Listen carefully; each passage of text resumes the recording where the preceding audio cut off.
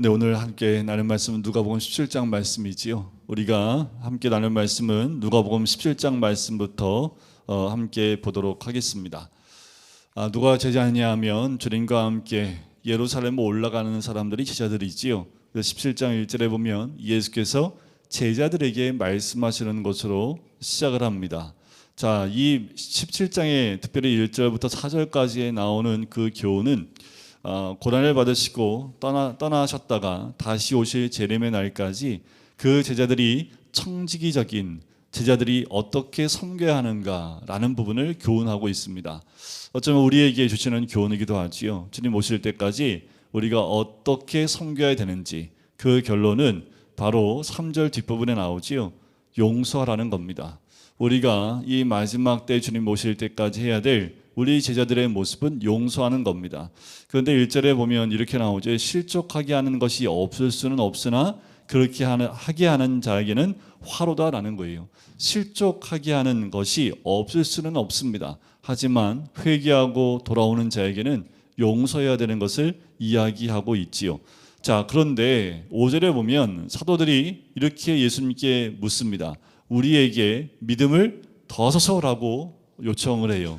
자, 이 말씀 자체를 보면 제자들은 이 믿음을 하나의 도구로 생각하는, 그러니까 자기중심적입니다. 그리고 이들의 생각 가운데는 믿음을 더해 주셔서 믿음을 더해 주셔서 그 믿음으로 능력을 나타내기를 원했던 거지요. 자, 6절에 보면 예수님께서 이들의 의도를 아시고요. 믿음은 양의 그 많고 적음이 중요한 것이 아니라 진짜 중요한 것은 믿음의 질입니다. 믿음의 농도라는 거예요. 믿음이 많으면 능력이 나타날 것 같아요. 그래서 제자들이 그 믿음을 더해달라고 요구를 하고 있지만 그 믿음은 많고 적음에 따라서 능력이 좌우되는 것이 아니라는 거지요. 그래서 믿음을 양으로 보지 않고 질로 보고 계심을 이 6절에 보면 겨자씨 하나일 만한 믿음만 있어도 뽕나무가 뿌리째 뽑혀서 바다에 심기라 하였을 것이요 그랬으면 순종하였으리라 라고 얘기를 합니다. 그러니까 믿음이 많은 것이 중요한 것이 아니라는 거예요. 겨자씨 하나일 만한 믿음만 있어도 뽕나무가 뿌리째 뽑히는 건 불가능합니다. 뽕나무가요, 그 뿌리가 굉장히 깊게 들어가기 때문에 그 뿌리채 뽑힌다는 것도 불가능하고요. 그 뿌리채 바다에 심기는 건 더더욱 불가능한 일입니다. 될 수 없는 일이지만 순종하겠다라는 거예요. 주님은 믿음을 순종과 결부시키는 것을 볼 수 있는 거지요. 자, 충성되고 지혜로운 청지기들에게 필요한 믿음이란 바로 10절에 나와 있는 이 고백입니다. 뭡니까? 우리는 무익한 종이라 우리가 하여야 할 일을 한 것뿐이라 라는 거지요. 종들이 주인이 뭘 했을 때 시켰을 때 그걸 다 했다고 해서 종들이 그걸 위해서 뭔가 다 했으니까 요구하거나 그것을 자랑할 수 없는 거지요. 뭐 하는 거예요? 그냥 믿음에 순종한 것, 그 외에는 아무것도 없다라는 겁니다. 그러니까 믿음은 감사와 보상을 기대하지 않고요. 단지 순종하는 종의 역할을 받아들이는 것이다 라는 것이 지금 오늘 이 본문에서 말씀하고 있는 믿음의 참 의미입니다. 믿음은요, 그냥 종의 역할을 받아들이는 거예요. 믿음이라는 것은 우리를 통해서 주의 뜻이 이루어지는 겁니다. 그러니까 내가 하는 게 아니지요. 나는 그냥 주인이 시키는 대로 순종하는 것, 그것이 바로 믿음이라는 겁니다.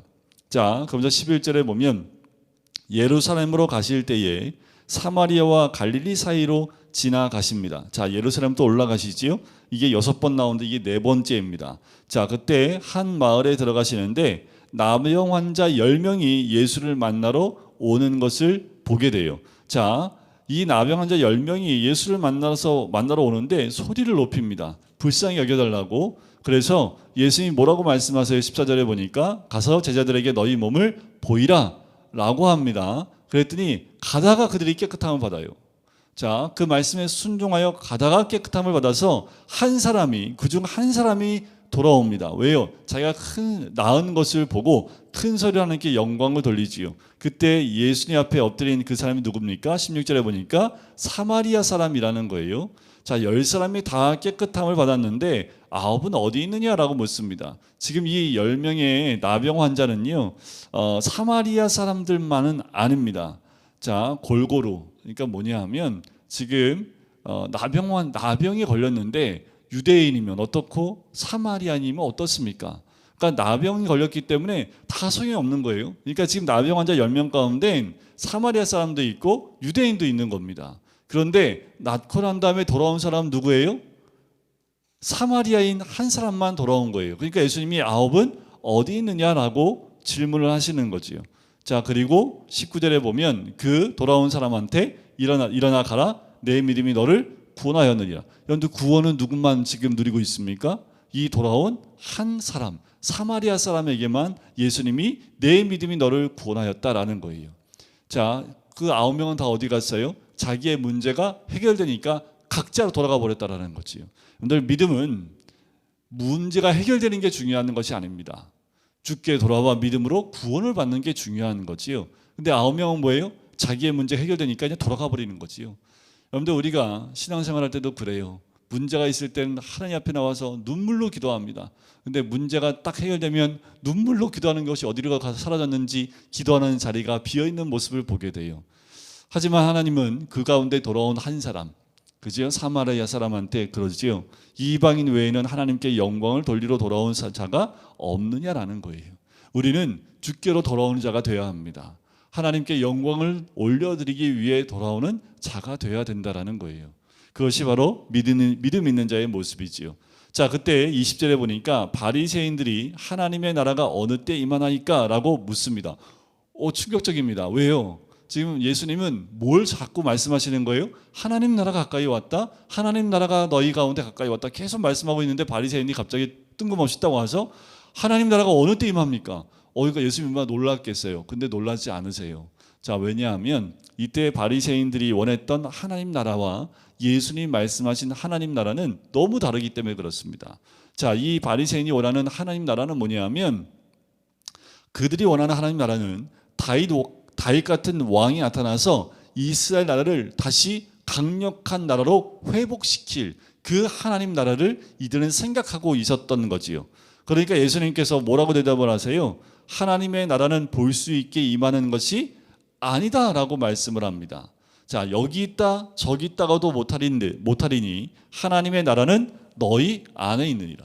자, 너희 가운데 있다라고 말씀합니다. 너희 안에 있다라는 그 의미도 되고요. 너희 가운데 있다라는 의미도 됩니다. 이게 무슨 말일까요? 하나님 나라, 이들이 생각하는 하나님 나라는 강력한 이 이스라엘이 회복된 그 나라를 하나님 나라로 생각하고 있는데, 예수님이 뜬금없이 너희 안에 하나님 나라가 임했다, 너희 가운데 하나님 나라가 안에 있다라고 말씀하신 이들이 좀 헷갈릴 수밖에 없지요. 이게 도대체 무슨 말일까요? 하나님 나라는 어떻게 임하는 겁니까?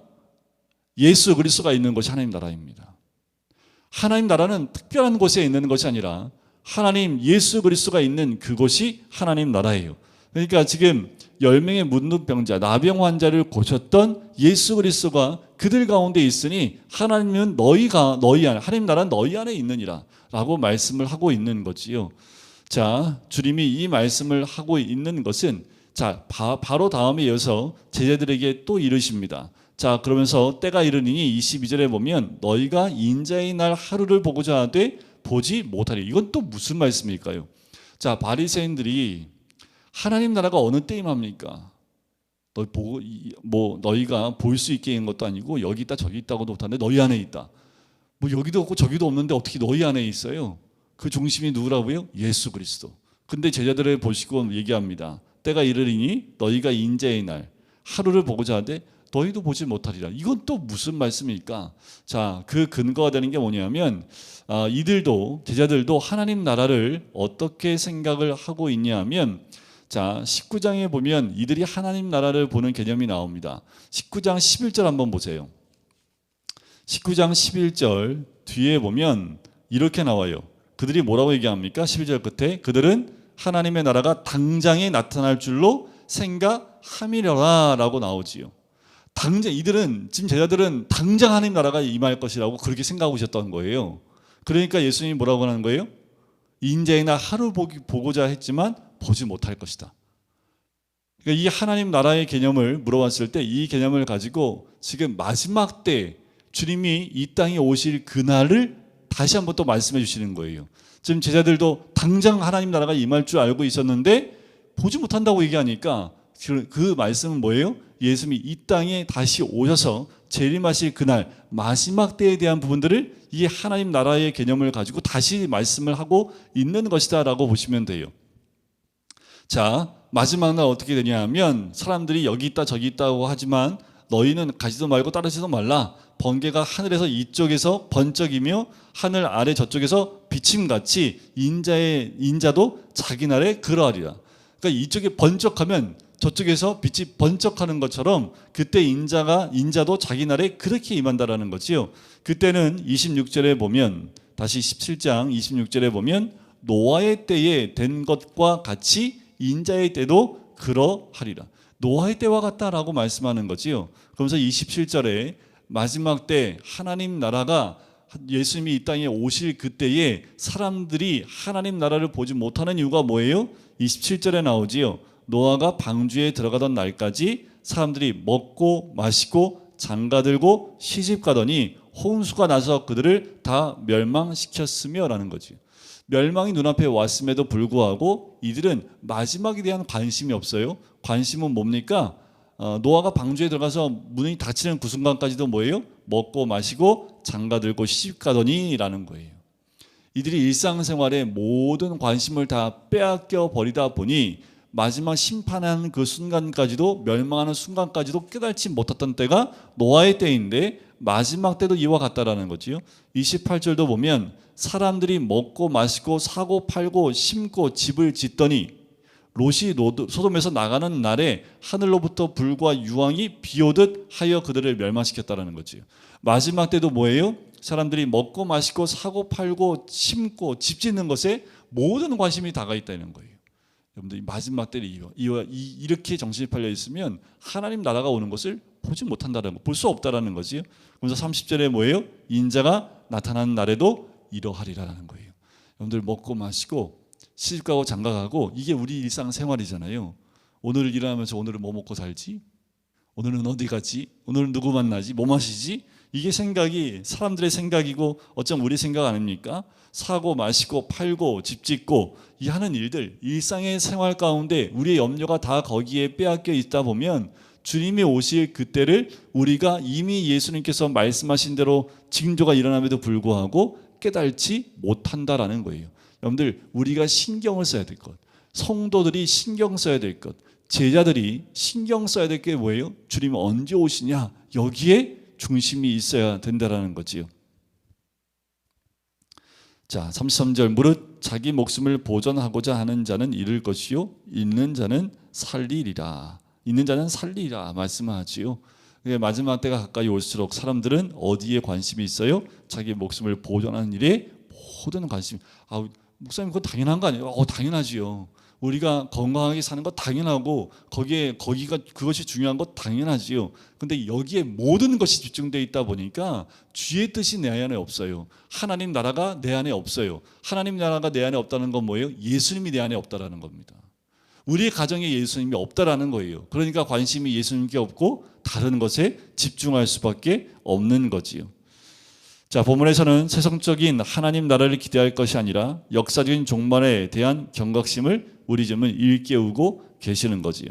자, 그러면서 18장에 넘어가서 기도하는 내용이 갑자기 등장을 합니다. 1절에 보세요. 예수께서 그들에게 항상 기도하고 낙심하지 말아야 할 것을 비유로 말씀합니다. 한 과부가 있어요. 억울한 일을 당한 거지요. 근데 그 도시에 재판장이 있습니다. 그러니까 이 과부가 가서 내 억울함을 풀어달라고 계속 얘기를 해요. 윽박질러서 쫓아냈는데도 또 계속 요청을 하는 거예요. 그러니까 이 재판장이요, 좀 불의한 재판장입니다. 6절에 나오지요. 불의한 재판장이라고 나오지요. 근데 너무 귀찮게 하니까 들어줄 수밖에 없다. 나를 늘 괴롭게 하니까 어떻게 할까? 들어줘야 되지 않겠냐라는 그 비유를 하면서 7절에 보면 하나님께서 그 밤낮 부르짖는 택하신 자들의 원한을 풀어주시지 아니하겠느냐, 그들에게 오래 참으시겠느냐라는 거예요. 자, 그러면 뭐라는 거예요? 어떻게 기도하라고요? 주실 때까지, 그냥 주실 때까지, 응답해 주실 때까지 기도하라는 내용일까요?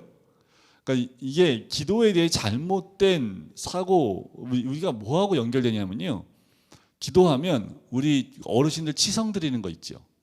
옛날에 저희 할머니, 그러니까 저희 할머니의 어머니의 어머니 때부터 쭉 이런 게 뭐냐면 장독대에다 정한수 떠놓고 비는 거. 근데 이게 우리 민족이 아주 기본적인 겁니다. 그러니까 언제까지 빌어요? 그게 우리가 정말 정성을 다하면 하늘이 감복해서 들어주신다는 거잖아요. 그래서 뭐예요? 감복할 때까지. 그래서 우리 옛날 과거에 우리 민족들에 대한 이야기를 이렇게 들어보면 좋은 얘기들 보면 막 하늘을 감동시키는 자녀들의 모습도 막 이런 거 많이 나오죠. 그러니까 뭐예요? 기도를 그렇게 하는 거예요. 그러니까 한국에 있는 우리 한국적 기도의 모습은 뭐예요? 예, 하나님을 감동시켜서 어떻든 하나님이 들어주시게끔 만드는. 이렇게 얘기하면 고개가 끄덕이는 것 같기도 해요. 하지만 오늘 예수님 말씀하시는 그런 하나님 우리 원망 밤낮 부르셔서 내 원한을 좀 해결해 달라고 밤낮 부르짖으면 하나님이 이 불의한 청지기처럼 불의한 재판장처럼 귀찮아서 해도 들어주지 않겠느냐, 이 의미가 아니라는 겁니다. 자, 포인트는 거기에 있지 않고요. 1절에 보면 기도하는데 뭐 하지 말라고요? 낙심하지 말아야 될 것에 대해서 말하는 거예요.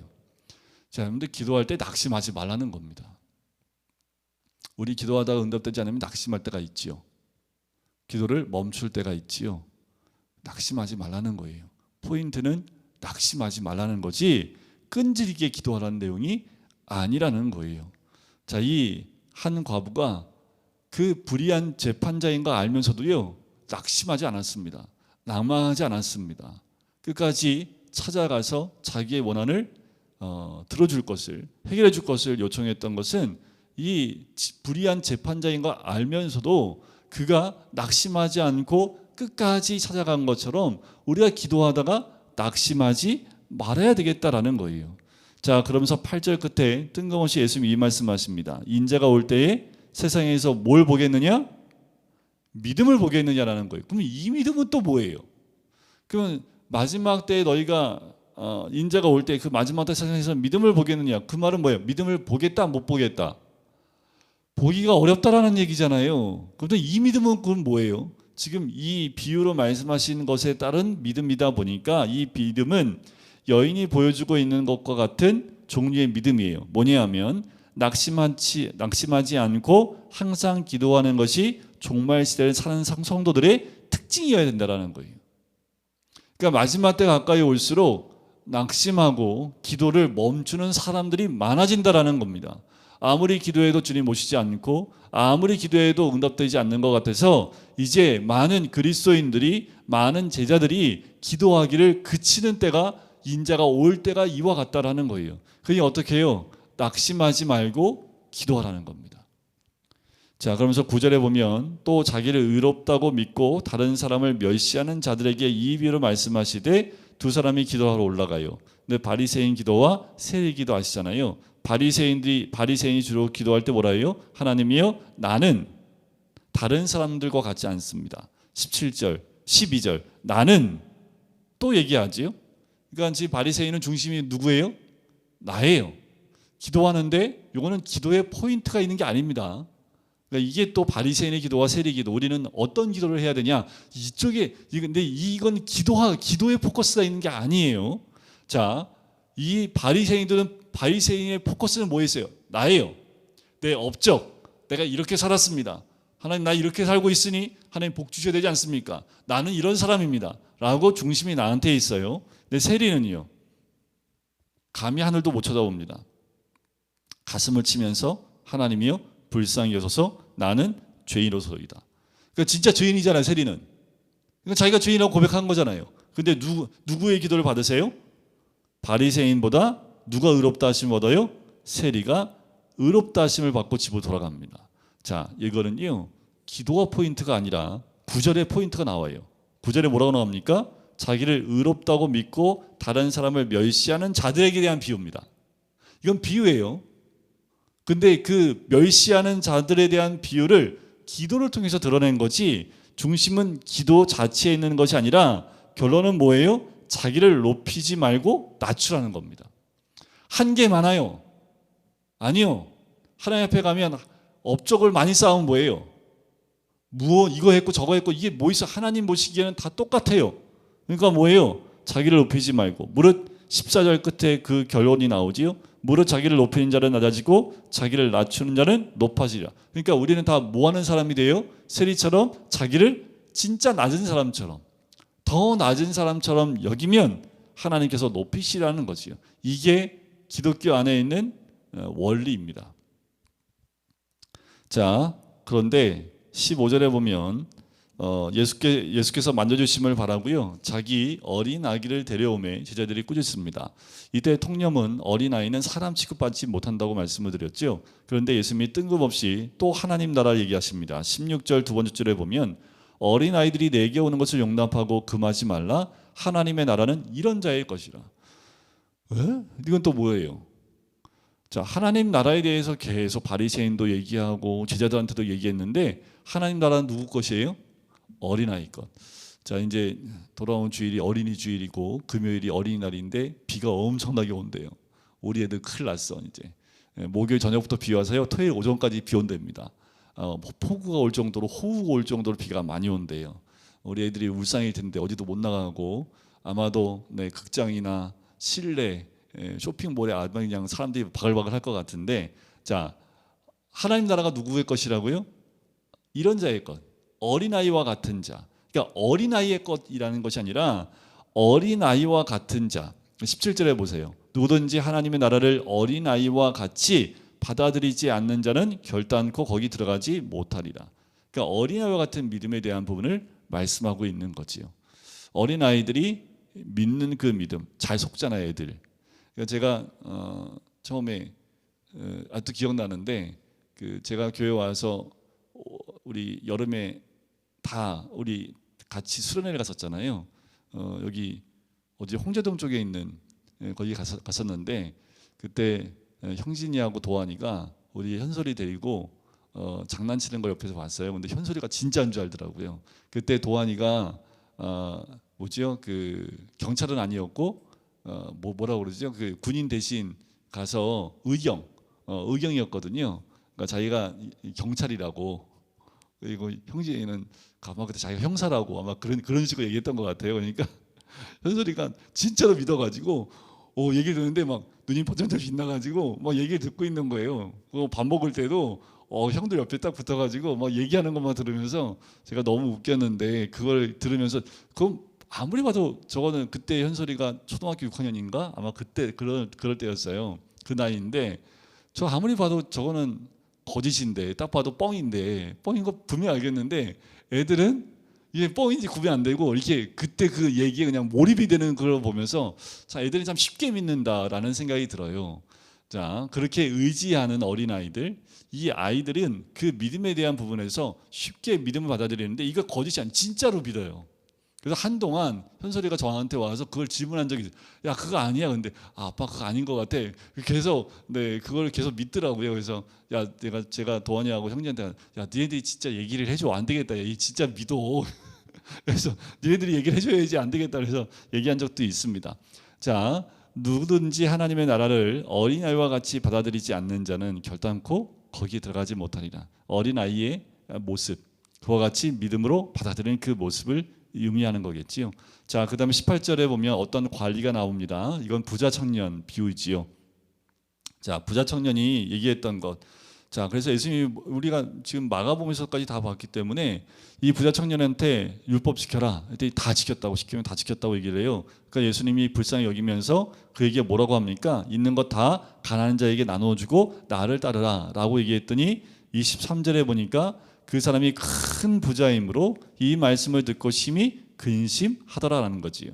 그래서 한 가지 우리가 포인트를 둘 건 뭐냐면, 자, 이 부자 청년은요, 자신의 가치관을 변화시키지 않고요, 자신의 삶의 양식을 바꾸지 않은 채 그리스도의 신앙을 따라가기 원했던 거예요. 그러니까 근심하지요.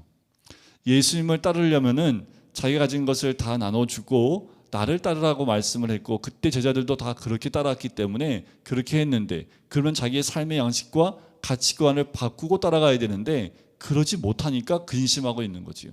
자, 우리가 왜 예수님을 잘 못 따라가냐면 우리도 우리의 삶의 양식을 안 바꿔서 그래요. 내 삶의 가치관을 바꾸지 않고 말씀대로 순종하려고 하니까 힘들지요. 어렵지요. 불가능합니다. 그러니까 우리의 삶의 방식을 바꾸지 않고 그리스도인의 신앙을 받아들이기를 원하는 많은 사람들에게 하는 경고가 되는 거지요. 그러니까 이 사람은 얼마나 큰 부자인지 모르겠지만 이 청년은 부자였다는 것, 그래서 근심했다라는 것은 뭐예요? 그렇게 자신의 삶은 바꾸지 않고 누리면서 그리고 영생을 얻으려 했던 그 부자 청년에 대한 말씀입니다. 자, 그러면서 31절부터 보면 예수님이 이제 순환역으로 한 번 더 하시지요. 인자가 이방인들에게 넘겨져서 희롱을 당하고 능욕을 당하고 침뱉음을 당하겠으며 또 죽을 것이지만 3일 만에 살아나리라 라고 말씀을 하십니다. 그리고 35절에 보면 이제 여리고로 가까이 가셨을 때 한 맹인이 길가에 앉아서 구걸하지요. 자, 예수님이 예루살렘을 입성하실 때 바로 직전에 여리고에서 이 맹인을 고쳤던 사건이 바로 이 사건입니다. 똑같은 사건이기 때문에 좀 넘어가고요. 그런데 누가복음에는 예루살렘으로 가기 전에 한 사건을 더 기록합니다. 그것이 바로 19장 1절부터 10절까지 나오는 말씀이에요. 바로 세리장 삭개오를 만나는 사건입니다. 다른 복음서에는 나오지 않습니다.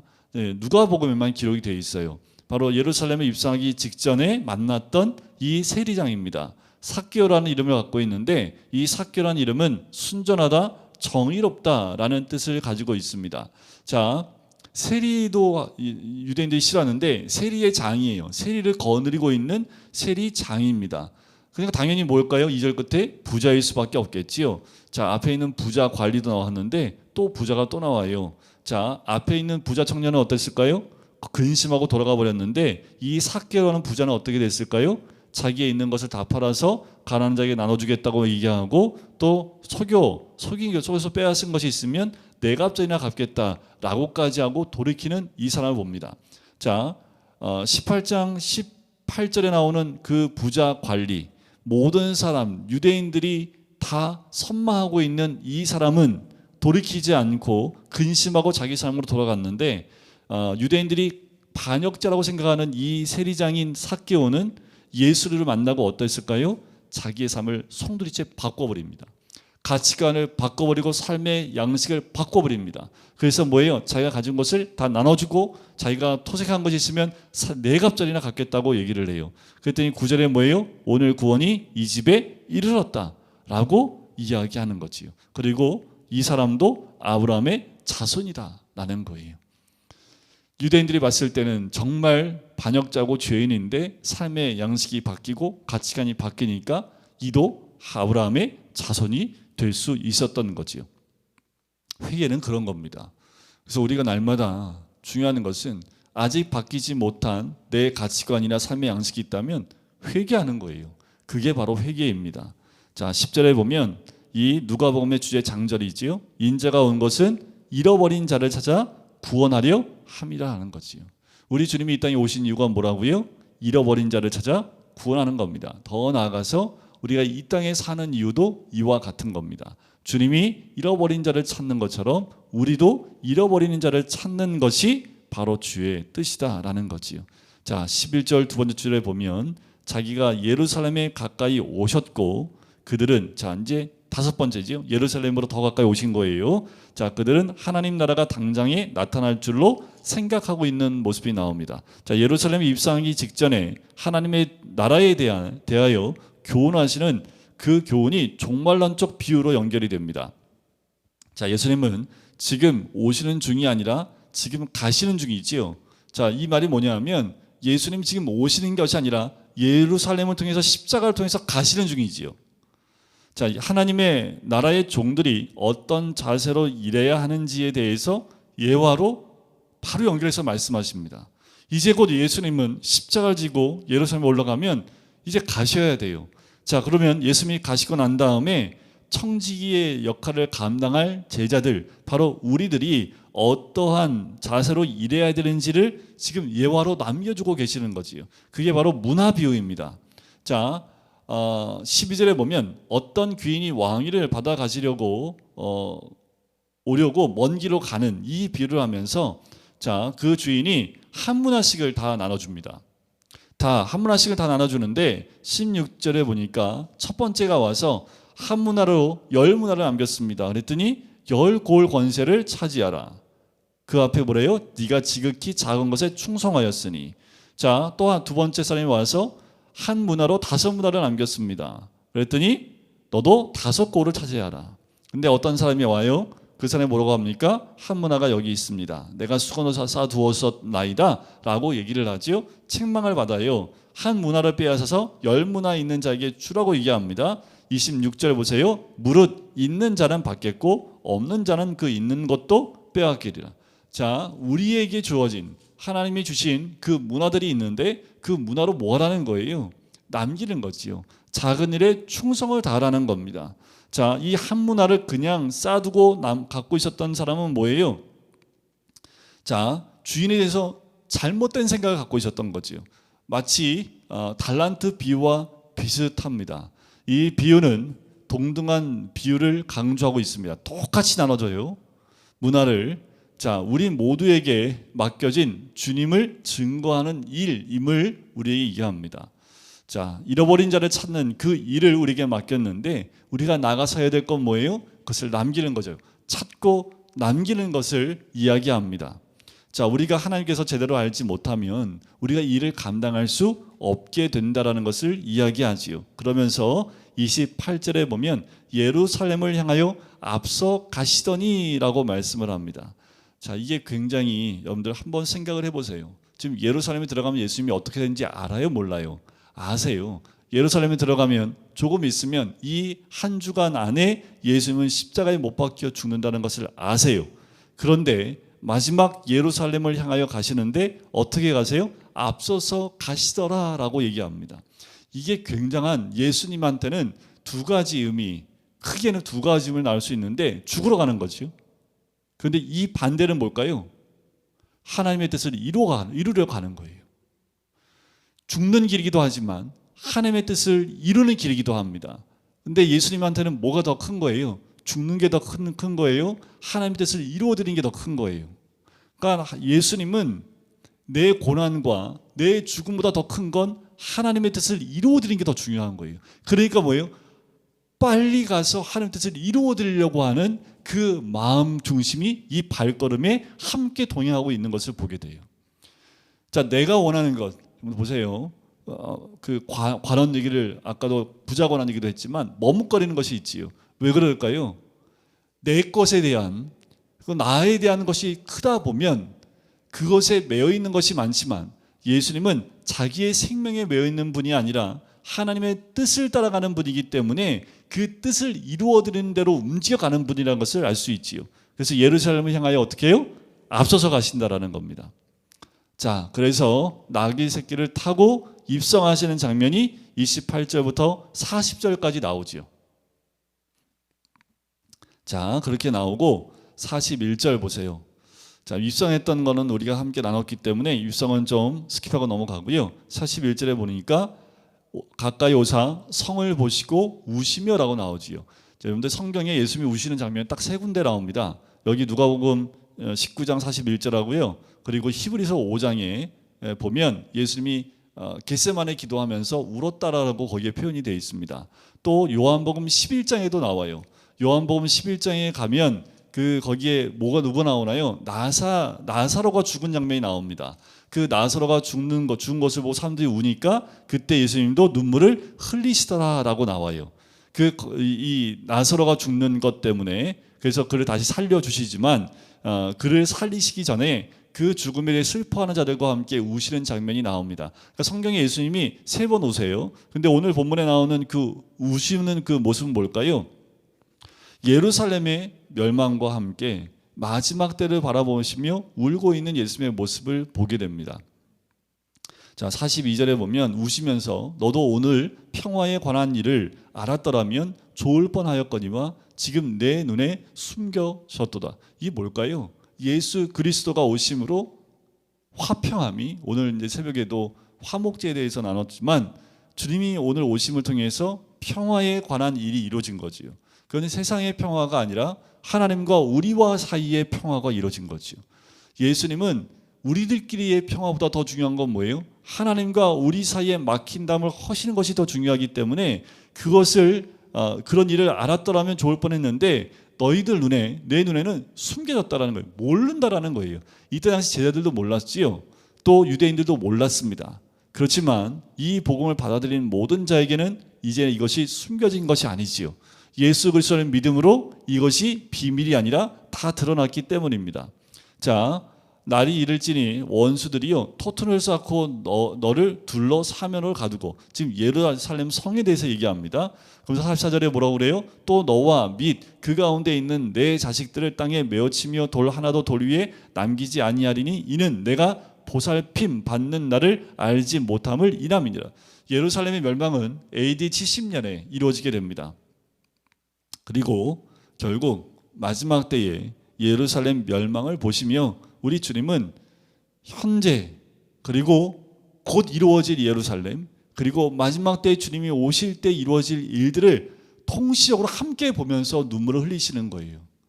그들이 그렇게 성을 보고 예수님이 우시면서 그들의 마지막 때가 이렇게 됨을 말씀하고 있는 거지요. 그러면서 어떻게 해요? 성전에 들어가서 성전에 있는 모든 것을 다 내쫓으시는 장면이 나오지요. 내 집은 기도하는 집이 되리라 하였거늘 너희가 강도의 소굴을 만들었다. 46절에 그 말씀을 하시는 거지요. 그것이 이제 성전을 청결하게 하는 사건이 등장을 하지요. 자, 이 사건 때문에 자 20장을 보시면 1절에 이렇게 시작을 합니다. 하루는 예수께서 성전에서 백성을 가르치시며 복음을 전하실세. 자, 성에서 가르치는데 대제사장들과 서기관들과 장로들이 옵니다. 그리고 무슨 권위로, 똑같이 말씀을 드리지만 이들은 성전에서 성전을 깨끗하게 하시는 예수님의 모습을 보면서 무슨 권위로 이런 일을 하느냐라고 질문을 하지요. 자, 여기서 이제 누가복음엔 아주 극명히 나타나 있는 예수님의 삼중직의 모습이 다 나옵니다. 자, 첫 번째, 예수님은 첫 번째 직이 뭐예요? 삼중직이 뭐예요? 세 가지 직분이죠. 왕, 제사장, 선지자입니다. 자, 왕으로서의 모습은 언제 등장할까요? 바로 예수님이 예루살렘 입성할 때 어린 나귀 새끼를 타고 들어오는 그 모습이 왕의 입성이지요. 그래서 그게 왕의 입성입니다. 자, 두 번째 직분은 제사장의 직분인데 바로 19장 45절에 성전을 청결하게 했던 사건이 있지요. 이것이 제사장으로서의 입성입니다. 삼중직 가운데. 그리고 20장 1절에 보면 성전에서 백성을 가르치고 계시지요. 이건 선지자들이 하는 역할입니다.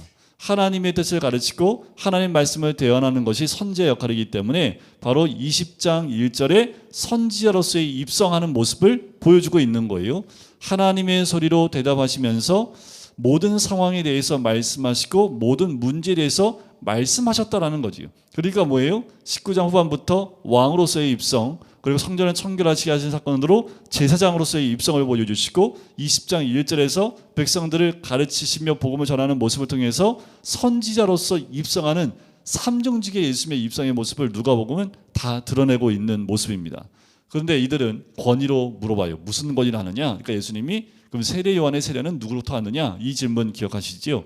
그래서 우리는 모르겠다. 왜 몰라요? 알지요. 근데 백성이 무서워서 대답을 못해요. 이렇게 대답해도 저렇게 대답해도 다 걸리기 때문에. 그래서 예수님도 무슨 권위로 얘기하는지는 말하지 않겠다 하면서 이어지는 비유가 악한 농부 비유지요. 9절에 보면 한 사람이 포도원을 만들어 농부에게 세를 주고 타국에 가는 이 사건이지요. 악한 농부 비유도 우리가 마태복음에서 이미 했기 때문에 좀 넘어가고요. 19절에 보면 가이사에게 세를 바치는 사건이 나옵니다.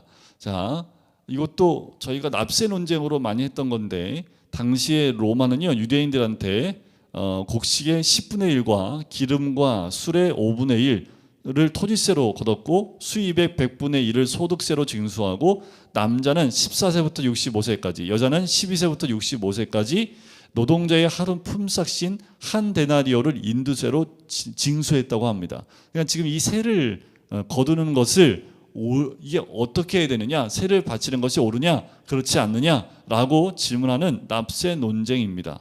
자, 그럴 때 우리 예수님이 아주 중요한 판결 하나 내리시죠. 가이사의 것은 가이사에게, 하나님의 것은 하나님에게. 이것이 우리에게 기준이 되는 거지요. 가이사에게 바치지 말라는 말씀도 아니지요. 가이사의 것은 가이사에게, 그리고 하나님의 것은 하나님께 바쳐야 된다. 그래서 제가 동전 얘기를 말씀드렸잖아요. 동전 하나 데나리온 가지고 와라. 이게 누구의 형상과 누구의 글이냐? 그 말은 뭐냐면 그 동전 앞면에는요 존엄한 신의 아들 가이사 아구스토라는 글이 적혀 있고요. 뒷면에는 최고의 제사장이라는 그 글귀가 적혀 있습니다. 당시에 이 가이사가 황제가 신이었다고 신격화했기 때문에 그 데나리온 하나에 그것이 기록되어 있어요. 그러니까 뭐예요? 가이사의 것은 세상에 주라는 거지요. 하지만 하나님의 것, 말씀드렸지만 하나님의 형상은 어디에 있습니까? 지금 동전에는 누구의 형상이 있어요? 황제의 형상이 있어요. 그러면 하나님의 형상은 누구한테 있어요? 우리한테 있지요. 그러니까 우리는 하나님의 것으로 하나님께 바치는 자가 되어야 됨을 암묵적으로 우리에게 말씀해주고 있는 거지요. 자, 부활 논쟁이 27절에 바로 연결이 됩니다. 부활 논쟁도 우리가 다 봤기 때문에 이 부활을 오해하게 되면 이럴 수 있어요. 그래서 우리가 말씀을 알아야 될 것이, 이 사두개인들이 말씀을 몰라요? 아니요. 이들은 말씀을 알지만 뭐를 인정하지 않습니까? 부활이 없다고 주장해요. 27절에 보면 부활이 없다고 주장을 하지요. 부활 자체를 인정하지 않고 천사도 인정하지 않는 사람들이 사두개인입니다. 그러니 이런 질문이 나올 수 있는 거죠.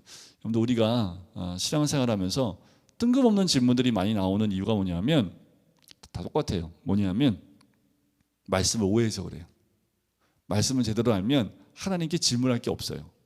하나님 저는 왜 이래요? 신앙생활하는데 저는 왜 이래요? 이런 질문이 나오는 이유가 뭐냐면 하나님 말씀을 알면 내가 왜 그러는지가 나와요. 그러니까 내가 고난을 겪어요. 내가 왜 이 고난을 겪는지가 나와요. 말씀 안에 다 기록되어져 있습니다. 근데 하나님에 대해서 오해하고 있고 말씀을 알지 못하기 때문에 현재의 상황을 우리가 깨닫지 못할 뿐입니다. 오해하는 거지요. 그래서 사두개인처럼 그 부활을 오해하는 것처럼 우리의 삶도 신앙도 오해하거나 잘못 평가하고 잘못 이야기할 수 있다라는 겁니다. 자, 그러면서 41절에 보면 예수께서 그들에게 이르십니다. 사람들이 어찌하여 그리스도를 다윗의 자손이라 하느냐 하면서 다윗도 예수님을 향하여 주께서 내 주께 이르시되 라고 말씀한 것처럼 다윗이 나를 향하여 그렇게 얘기했는데 다윗이 그리스도를 주라 칭하였으니 어찌하여 내가 그의 자손이 되겠느냐 하면서 자신의 예수님 스스로 메시아이심을 말씀을 통해서 말씀하시는데 바로 시편 110편 1절 말씀 20장 43절에 보면 내가 내 원수를 내 발등상으로 삼을 때까지 내 우편에 앉았으라 라는 건 이 누구게 있느냐라는 거예요. 다윗이 말하는 그리스도가 나인데 내가 다윗의 자손이 될 수 있겠느냐 라면서 그들에게 이야기하시죠. 자, 그러면서 45절에 모든 백성이 들을 때에 예수께서 그 제자들에게 이르시되 긴 옷을 입고 다니는 것을 원하며 시장에서 문안받는 것과 회당의 높은 자리와 잔치의 윗자리를 좋아하는 서기관들을 삼가라. 그들은 과부의 가산을 삼키며 외식으로 길게 기도하기 하니 그들이 더 엄중한 심판을 받으리라 하시니라. 자, 이들의 외식하는 모습에 대해서 이야기하지요. 여러분들, 우리의 신앙은 누구에게 보여주거나 누구한테 인정받기 위한 신앙이 돼서는 안 된다라는 거지요. 그래서 예수님이 늘 말씀하시는 대로 기도할 때 어디에 가서 기도해요? 골방에 들어가서 은밀한 중에 보시는, 구제할 때 어떻게 해요? 은밀하게 하시는, 오른손에 한 일을 왼손이 알지 못하도록 하는 거지요. 그러니까 우리가 드러내놓고 인정받으려고 하는 모든 신앙들은 이 서기관과 같은 신앙이 될 수 있습니다.